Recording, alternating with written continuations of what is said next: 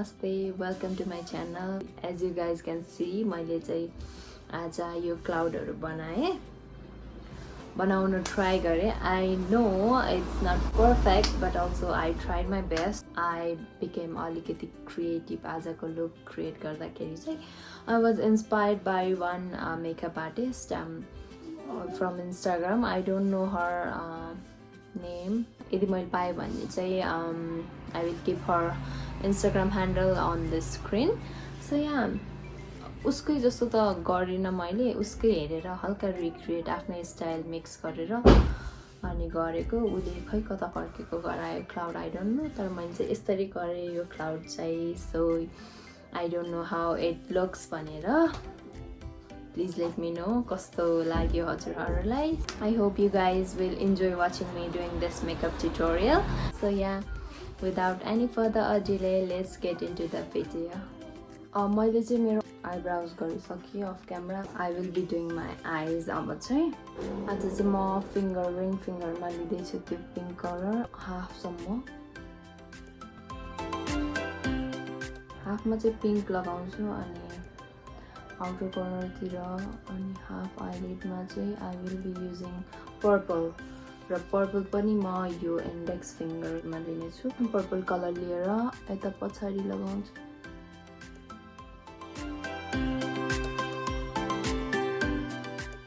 Don't worry guys, I will be blending it out.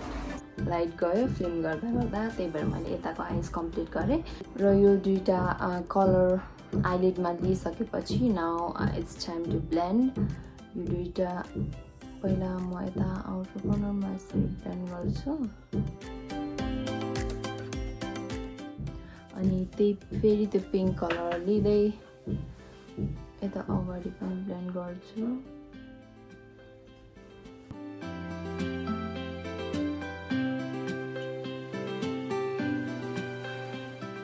ब्रसको अर्को साइडमा चाहिँ पिङ्क लिएर फेरि त्यो अगाडि ब्लेन्ड गर्छु अनि यो दुईटालाई यसरी ब्लेन्ड गर्ने. अब यस्तो ठुलो ब्लेन्डिङ ब्रस लिएर म चाहिँ अब यो दुईटै कलरलाई ब्लेन्ड गर्छु.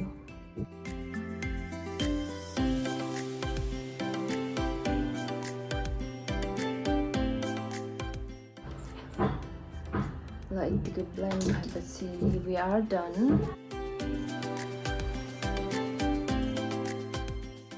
अब यो मस्कारा पछि चाहिँ I will be applying my false lashes. र फल्स ल्यासेसको लागि आइ एम टेकिङ यो वाला, मैले यो पहिला पनि देखाइसकेँ यो वाला ल्यासेस. अनि ग्लु चाहिँ यही डुओको ग्लु.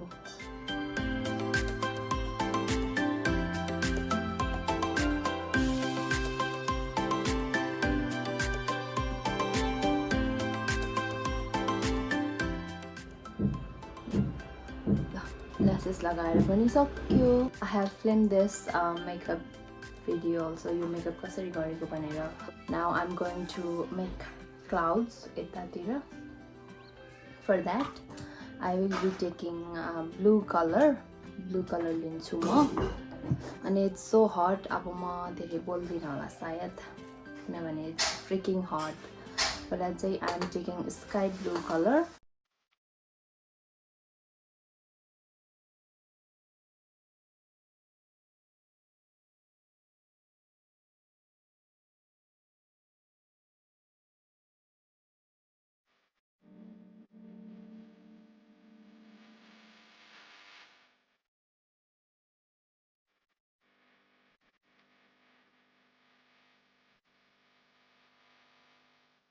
र यतिको स्काई ब्लू कलर जताततै फैलाइसकेपछि चाहिँ but you can use any colour you like. र यसरी मैले कलर एड गरेँ. र अब चाहिँ क्लाउड बनाउनभन्दा अगाडि चाहिँ क्लाउडको सेपमा चाहिँ म त्यो यो ब्लूभन्दा हल्का डार्क डिपर ब्लू लिन्छु. र कता क्लाउड बनाउने हो त्यता चाहिँ यस्तै युज गर्छु.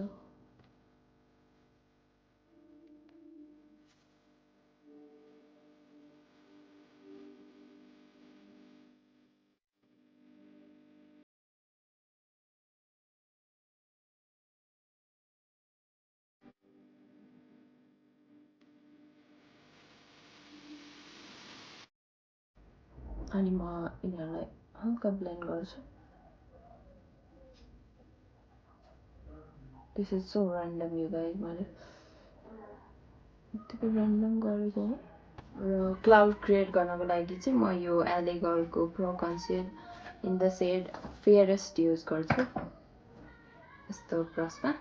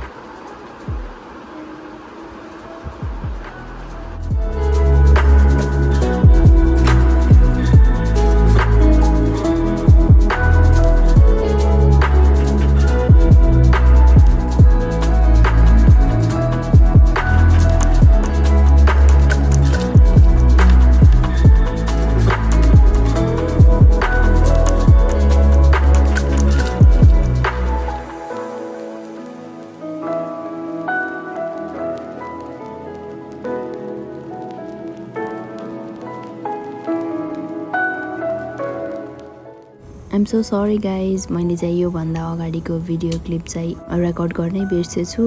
पछि एडिट गर्दा बल्ल थाहा भयो. सो मैले त्यो भिडियो क्लिपमा यसरी यहाँ भिडियोमा देखाए जसरी नै ब्लेन्ड आउट गरेको हो क्लाउडको मुनि. Oh god, this was really hard.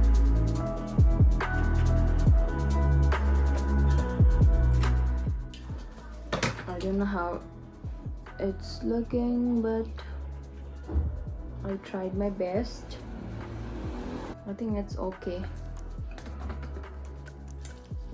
I don't know कस्तो देखियो भनेर है, कस्तो भयो, फाइनल रिजल्ट कस्तो भयो. But I hope हजुरहरूलाई मन पर्छ होला. यो साइड वाज ओके है, यताको साइड गर्दा त यति गाह्रो भयो. But anyhow, मैले चाहिँ अलिअलि बनाउने ट्राई गरेँ. I hope you guys enjoyed watching me doing this tutorial. This much for today guys. Thank you so much for watching. I will see you in my next one. Till then, bye guys.